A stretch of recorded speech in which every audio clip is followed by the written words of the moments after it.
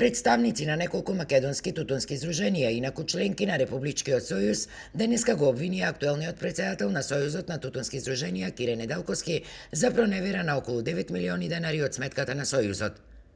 Го осуетивме криминалот на господинот Кире Неделковски и поднесовме кривична пријава за проневера на финансии за исплата на повереници од 9 милиони од страна на Киро Неделковски. Според обвиненијата, Неделковски и покрај тоа што од страна на Собранието на Сојузот бил разрешен од функцијата уште во октомври, кога му била поднесена и кривична пријава, сепак тој продолжил со злоупотребите на средствата од сметката.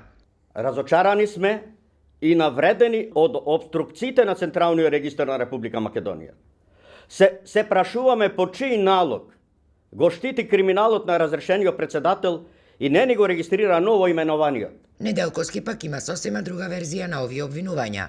По дојава од многу други луѓе дека таму повеќе години се правеле криминал, најдовме документи каде што за 7 години проневерени се околу 2,5 милиони евра. Со овие состојби бил запознат и ресорниот министер, но досега ништо не било преземено, заради што од тутунските здруженија се сомневаат дека некој го штити Неделковски. Тие се закануваат дека ќе ги повлечат поверениците од откупните пунктови, што би предизвикало и прекин на откупот на тутунот кој е во полнек.